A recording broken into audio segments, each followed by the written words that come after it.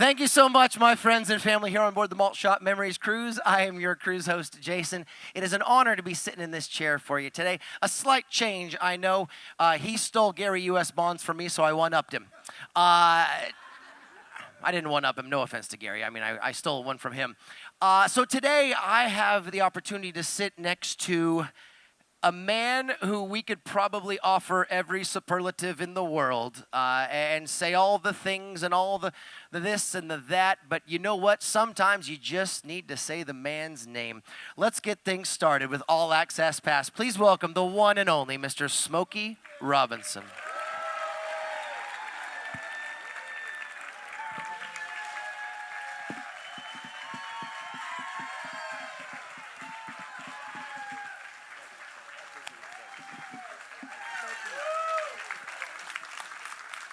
Oh, thank you, sir. Thank you. For coming down to be with us today. Look at all these admiring fans out here. First, before we get too deep into questions and the fun stuff, it's good to see you again. Welcome back. It's good to see you too. How Yeah. have you been? What have you been up to these days? Same thing, you know, traveling, doing shows and other stuff. He's just like you. Trying to work some golf in every now and then. Every now and then. Yeah. How many days a year do you get to hit the links? Oh man, I don't know. Not enough. That's for sure. It's never enough, right? Never It's never enough. enough. So when we contacted you X amount of months, years, decades ago and said, we have the 10th anniversary of our Malt Shop Cruise coming up. We want to do something special. We want you to be a part of it because you've never done Malt Shop.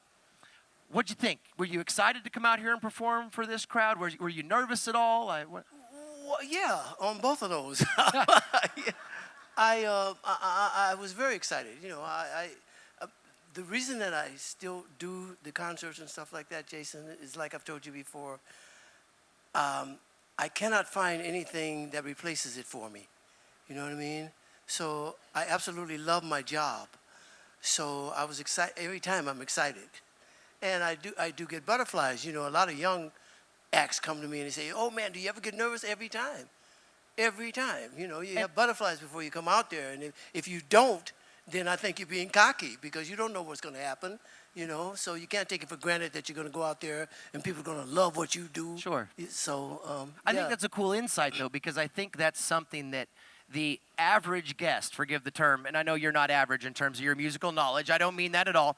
But as the average fan and guest, you don't assume that the legends, that the icons, you don't assume you ever get nervous, right? It's Smokey Robinson. He's won everything. He's done this for years and years. No way. He just walks out and does it in his sleep. But you do. You feel it a little bit. Oh, absolutely. I think if you don't feel it, then hang it up. When you get to the point where you do not feel it, hang it up. Well, the old adage is that the audience feels twice what you feel, right? So if you're not in love with it and feeling it, yeah. No. But that's good, right? That's great to know if the audience feels twice what I feel, Yeah, man. they're scared as hell. They're That's terrified incredible. then the whole time. Yeah, it's It's incredible. good, though, right? Because to your point, if you say hang it up, if you don't feel that anymore, if you're passionate about it, that means the audience is they're getting that passion from you. They're feeding off of you. Well, I hope so. You know, because I'm feeding off of them, so I hope they're feeding off of me. You know, when we come, it's just like the shows that we did here, the up close and personal shows. Whereas, you know, they get a chance to ask me a question or request a song or what have you. You know, that's just one format. But every format that we do, you know, the regular format that we do with the big, when I have all my people, my singers and all those people like that. You know, the show is about 2.5, 3 hours long, and but it's still like a fun thing to go and do. And it's my job, but I'm having a ball while I'm doing it. And I am feeding off of everyone who's there. And I hope they're feeding off of us because we just want to have a party. Yeah, We just come to have a good time, and that's it, yeah. Sure. So let's go back a few years. I know we got a lot of music aficionados.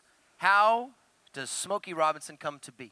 When you're just a little guy, what makes you want to get into music? Why even do this? You know, Jason, I cannot remember a time in my life when I didn't want to be a singer. You know, since I was 2, 3 years old, I wanted to be a singer. That was my second dream of an occupation, because at that point in my life, I wanted to be a cowboy. So Didn't we all? Didn't everybody? So my second dream for my life was if I could be a singer. But first was a cowboy. I'm sorry you didn't make it as a cowboy. Yeah, me too, man. You can't win them all. You can't win them all. You had to settle for second place. And so when you're just starting out, what's your path? You're a little guy. You want to be a singer. Do you start singing in the bathtub, in the shower, and making your way, or what's the growth? I don't really remember, of course, when I started, but I had to be really, really young, 2 or 3 years old, because I had 2 older sisters, and I am yelling at me on the weekends, because I would get up in the morning singing, man. I was 3 and 4 years old. I'd get up in the morning just singing at the top of my lungs. Morning, go to the house singing. My mom had an old upright piano in the living room. I'd go in and bang on the piano. And they, wait, this is the only day we have to sleep. And he's coming, he's doing all that. And my mother used to tell him, just leave him alone. Let him do what he's doing. Let the boy be. Yeah, But I've like I said, I've always wanted to do that, man, and to do this. And it's a blessing. I'm blessed. I'm really, really, really blessed because I get a chance to live my life and earn a living doing what I love, and that's a blessing, and I don't take it for granted. Absolutely. Yeah. That's beautiful. And at what point in your young career there did you start to realize this was going to be a career? This was not just a passion, but this was something that you could do for real. Oh, man, I didn't realize that, Jason, until after I met Barry Gordy, and Fair enough. He started Motown. Sure. That didn't come till way, way, way down the line for me. And I think that's true for probably most artists. I tell people all the time, there are really no new artists. People say, well, there's a new artist. No, he's not new. If you see him and he gets exposure to you when he's 10, he's been doing it since he was 5, So that's the way show business is. You see these kids out here and they say, oh, there's a new artist. No. He's 20, he's been doing it since he was 10, because that's the way it is. You're in it and you want to get in it and you persevere at it and you just go for it. And when you give up is when you lose your chance to actually achieve it if you want that bad enough. Yeah. So I just wanted it bad enough, man. So, but I never thought of the fact that, okay, I'm pretty secure at this now until way after we had started Motown, man. And did you have a lot of doubts? I mean, did you have to battle through? Did you have some moments where you thought to yourself, maybe this isn't? Do you remember any moments where you went, maybe? No, I don't remember any moments I went. Nope. No, I really don't, man. I love it. But I've had 1,000 discouraging moments. But I don't remember one that made me say, oh, no, I give up. I didn't have that moment. Thank God. If I was, Thank God. Yeah.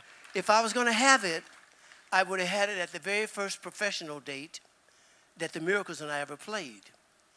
We went to New York, and growing, hey, New York, Hey, the Apple, and we were going to play for the very first time on a really professional show.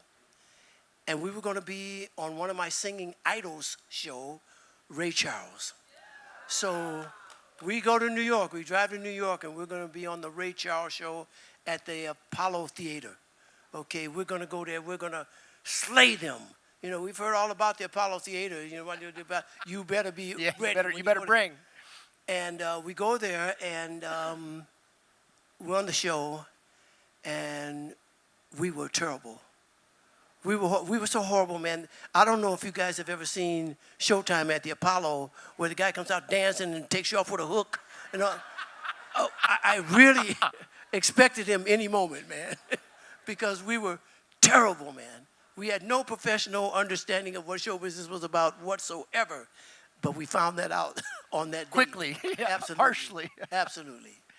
That was your first big... It was the first, yes.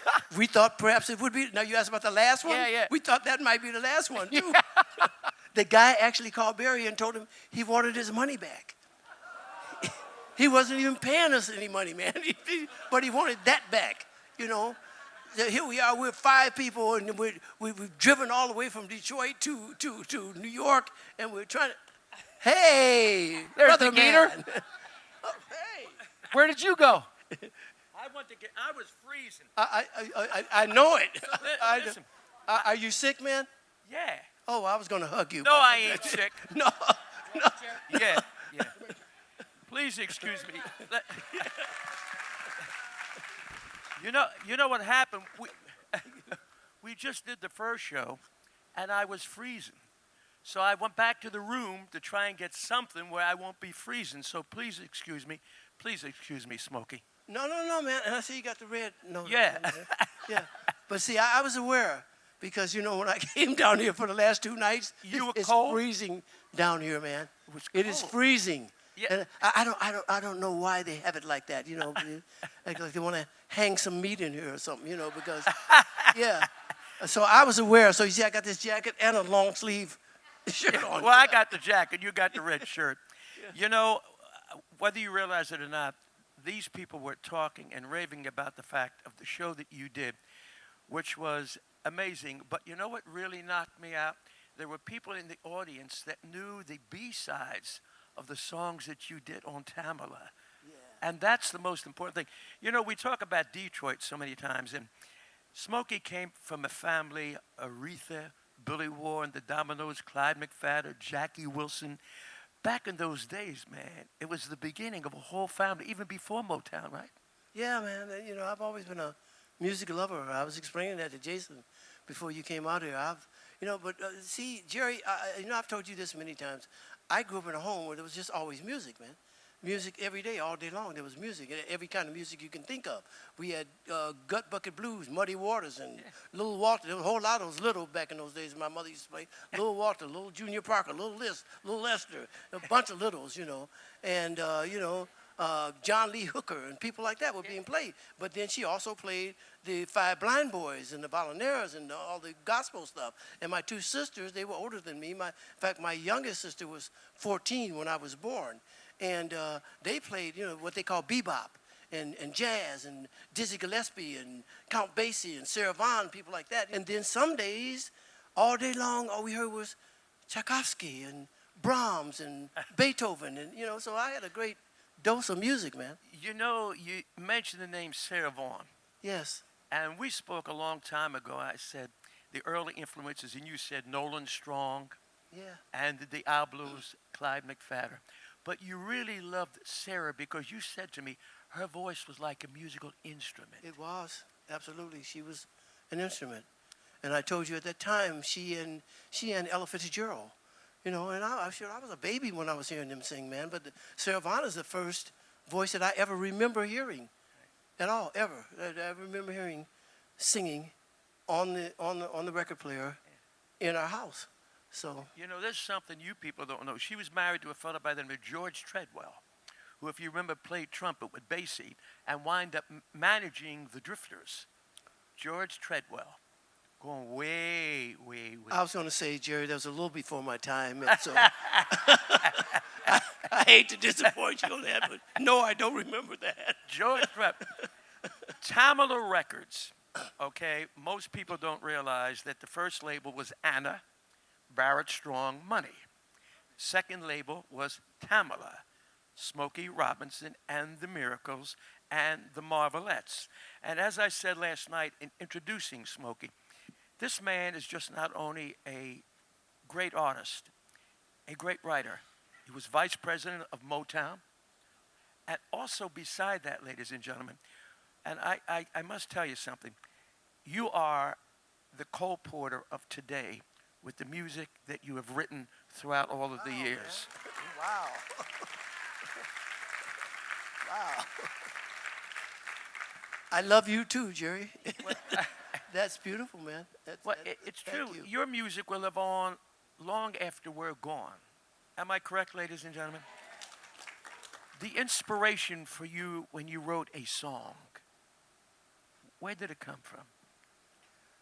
Jerry, I've told you this. So, as long as we've known each other, man, I'm sure I've told you this many times, but I know you ask me that for these people. But I am a firm believer that everybody who's ever born gets a gift from God when they're born. Some people never discover. Some people don't ever discover God. some people never discover the gifts. Some people discover the gifts and they get frustrated with them and stop and never pursue them. Some people just never really find what they are because they're not searching to that degree, but everybody gets one, okay?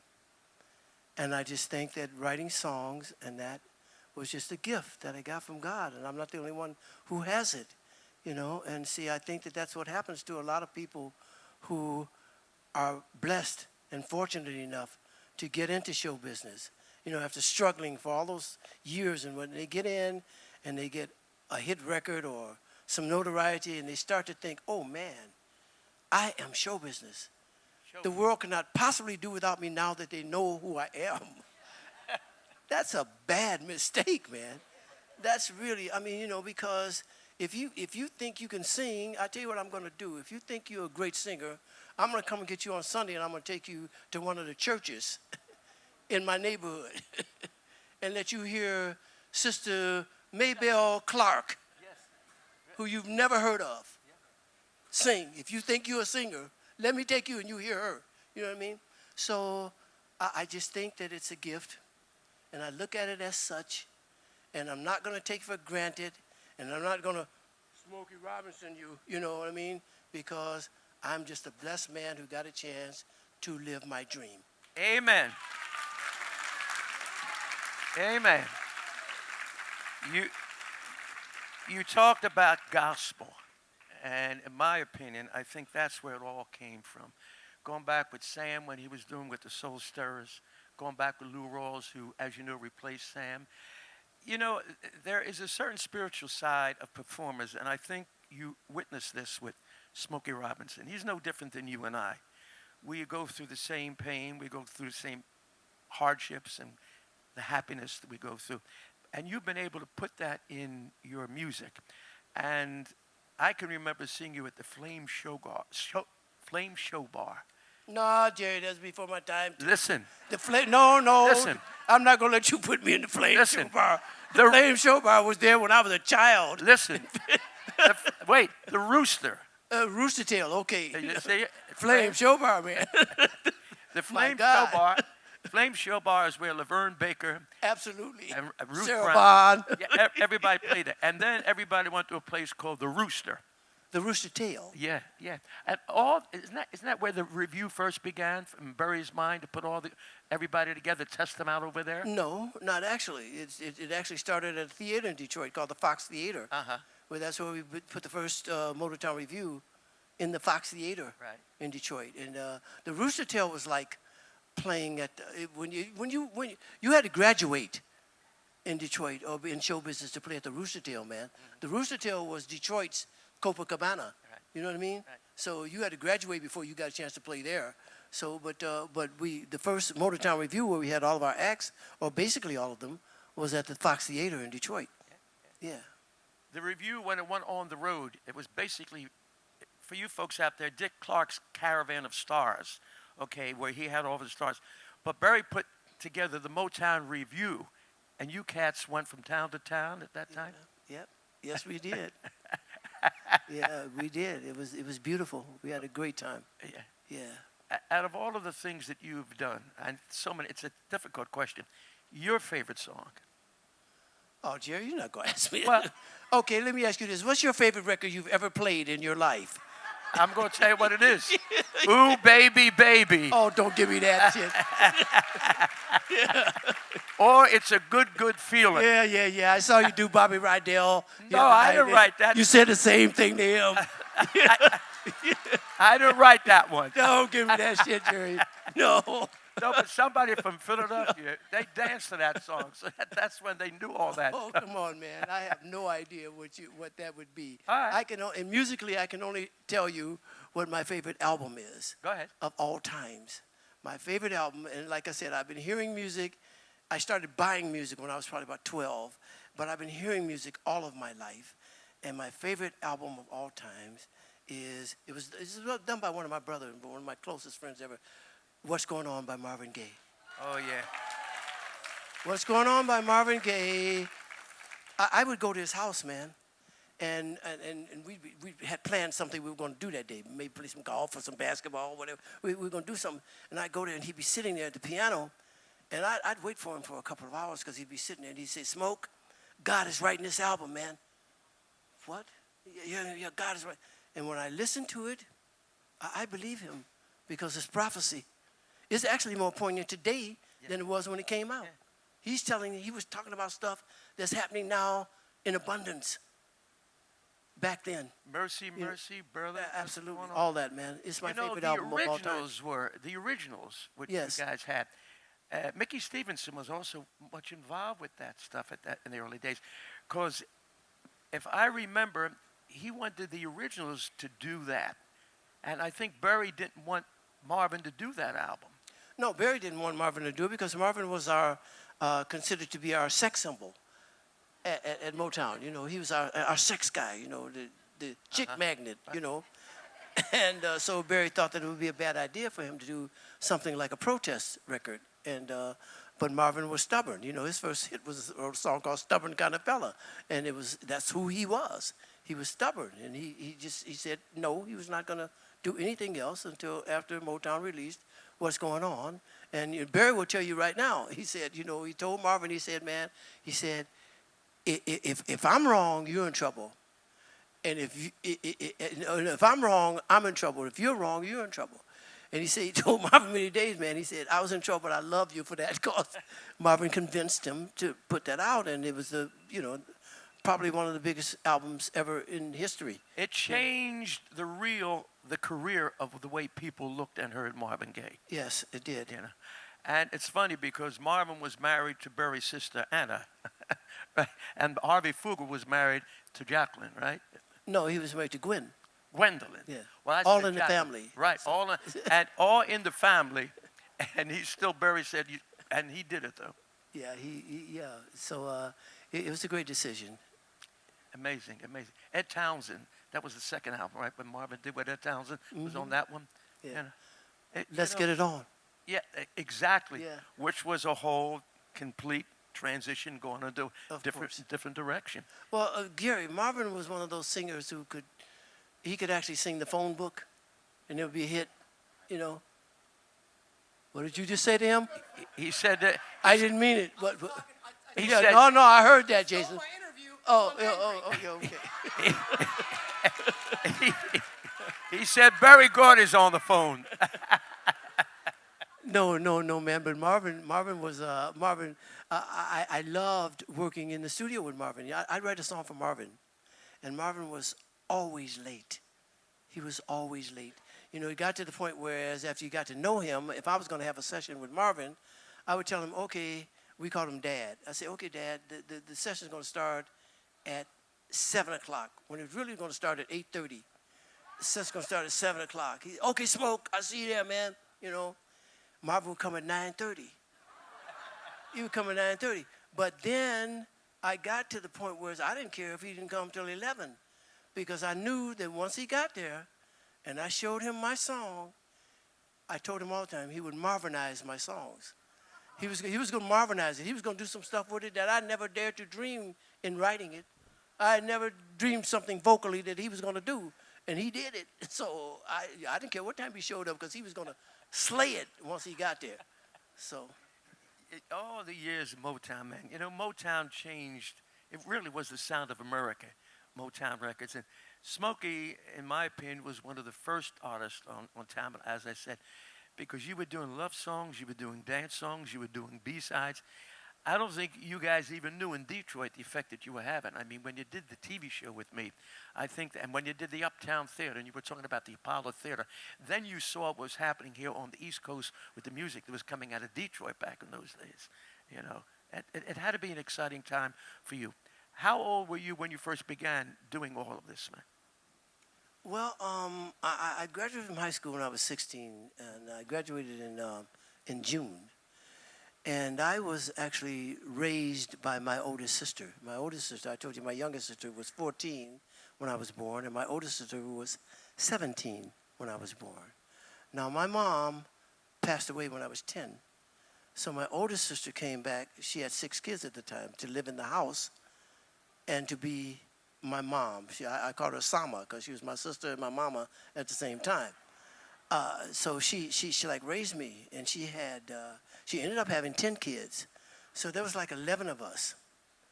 And my nieces and nephews are actually like my brothers and sisters. But there was 11 of us. And my brother-in-law, who is a man that I respect to the highest. I loved him so very, very much. He was a great man because my brother-in-law, my youngest sister at the time, my mom passed, had no kids. She was a nurse, and she was just doing her life thing and all of that. My brother-in-law and my oldest sister had 6 kids already. And she said, okay, I'm going to take my brother. I'm going to raise him. And he said, okay. He never said, no, well, we got all these kids and all that. He just said, okay. And he always treated me like I was his son.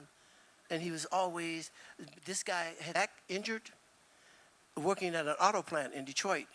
And he had his back injured, man. My sister had been with him since I was a baby. You know, and she since actually before I was born. And he had his back injured when I was probably about 2 years old.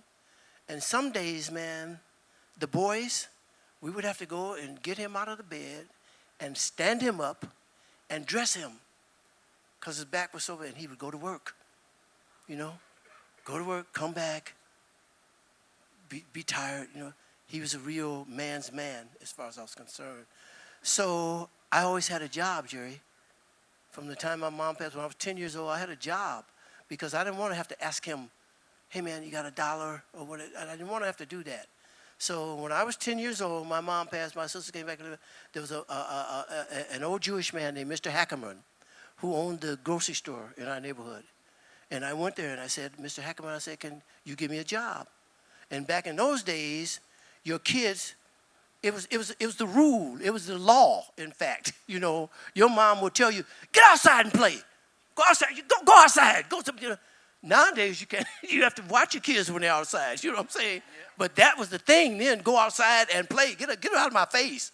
Go somewhere and do something for a few hours so I won't have to deal with you. So, that's what it was. Parenting. Go outside. You know, kids nowadays, it's a wonder they have thumbprints, man, because that's all they do is sit there and do this. You know, I'm sitting here and I'm doing this, and somebody says, "Smoke, who you texting?" Jerry. You know, it's ridiculous. I mean, social life is really taking a decline, man. But anyway, so he gave me a job delivering groceries to people in the neighborhood. So that's what I'd do. I'd go and he'd give me a bag of groceries. I'd take it to Miss Vincent's house or Mr. Smith's house, and I'd take it. So I had a little job that I was doing. I always had a job. So when I graduated from high school, I was actually working for Western Union. And after school, I'd go to Western Union while I was still in high school, go to Western Union, get my bike, go deliver telegrams. And I couldn't deliver because I was only 16. I could deliver after 7 p.m. And I delivered telegrams, and then I'd go home. So I had a job. And when I graduated from high school in June, rather than me saying, okay, I'm going to go to college in September, I wanted to work my job and earn me some money because I wanted to give me some clothes and books and all that stuff like that to go to college, man. I'm going to college now, you know. So this was, I graduated in June, and in August of that year, our group got a chance to go and audition for Jackie Wilson, who was my number one singing idol at that time, to audition for Jackie Wilson's managers. At that time, I still do this though. Whenever I buy music or hear music. So at that time, I got all of Jackie Wilson's records. All of the hit songs that Jackie Wilson had so far had been written by Berry Gordy. So we go to this audition, and we sang, rather than singing songs that were currently popular by other artists, I had been trying to write songs all my life. So we sang 5 songs that I had written. They hated us. They didn't like us at all. They didn't hate us, but they didn't like us at all. They said, hey, man, they said, because I sang high. And we had a girl in our group, Claudette, who was my ex-wife. We had a girl in our group. And they said, hey, man, we've already got the Platters. They got a girl in the group, and the guy, Tony, sings high, and Zola's the girl, she sings it. So you guys will never make it because the Platters are already out. The Platters are world-renowned, and you will never make it. We're totally rejected. However, while we were auditioning, there's a young man sitting over in the corner listening. Now, I'm 16. He looks like he's about 18, 19 years old. So I'm thinking, okay, this guy's waiting to audition after we finish, you know. So we go out, and after they rejected us, and we go out, and I'm totally dejected because I came thinking we were going to have a record contract because they were going to say, God, these kids got their own material, so we'll definitely sign them. No, that was wrong. But anyway, so we're walking down this little hallway, and Barry comes out behind us. And he said, hey, wait a minute, man. And he wanted to know where we got those songs from. I told him that wrong. He introduced himself. He's Barry Gordy. I couldn't believe this is Barry Gordy who writes all those songs. But anyway, we struck up a relationship that day, and Barry listened to 20 of my songs that day. And back in those days, he actually was my songwriting mentor because since I was a little boy, I could always rhyme stuff, make up little poems and stuff, and it rhyme, you know. So my songs I'd have 3 or 4 songs in one song. Because I'll give you guys an example of what I'm talking about. And it would be all rhymed up really good now. The first verse would be all rhymed up, and it would be saying, oh, my love, I love having you here in my arms like this. It's so great to be with you. I hope you never leave me. But it'd be all rhymed up. Second verse would say, oh, my darling, I haven't seen you in 10 years. I want to see you so bad. I miss you so much. Please come back. Nothing at all to do with the first verse, but it was all rhymed up, you know. So anyway, I had a bunch of songs like that. Barry started to point that out to me, and that day we struck up a friendship that has lasted he's my best friend right now, today as we speak. So, it was just like a wonderful thing. And then in December of that year, he recorded us. I had written this song called Got a Job in answer to a song called Get a Job by the Silhouettes. Exactly. We recorded it. There was no Motown, so he put us on a record label out of New York called N Records, you know. George Goner, absolutely. You know, after a few years, George Goner's daughter came and was an executive at Motown. Yes. Yeah. But anyway, so he did that. And so I started to go to school in January. And there was one guy in the Miracles, Bob Rogers, you know, talk out to classes. And he and I happened to be born on the exact same day in the exact same hospital in Detroit. We met up when we were 14, but we were born on the exact same day in the exact same hospital. So I started to go to college. And the record came out. So now I'm sitting in school. I got a transistor radio plugged in my ear. I'm sitting there. And one day, the record actually came out on Bob's and my birthday. And so this is about March or so, and I'm sitting in class, and I'm listening to a guy named Frantic Ernie Durham on the radio. He starts to play Got a Job.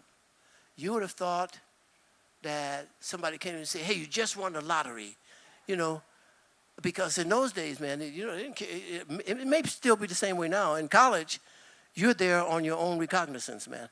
If you don't go, they don't give a shit. If you don't go to class, okay, fine, you know, whatever it is. So it's been that way. So I jumped up. I don't know what the professor was talking about. I don't even remember. I jumped up and ran out of the classroom, ran down the hallway to the phone booth. They had phone booths back then, you guys. I ran down the hall to the phone booth, and I called Claudette. And I said, hey, call the guys and tell them to turn on WJLB because our record's on the radio. And that was, you know. That began. Yeah. Ladies and gentlemen, you are now seeing Smokey Robinson in a different light as one of us with the same soul and spirit and the God-given talent. Mr. Smokey Robinson, ladies and gentlemen. Thank you. I'm sorry I was late.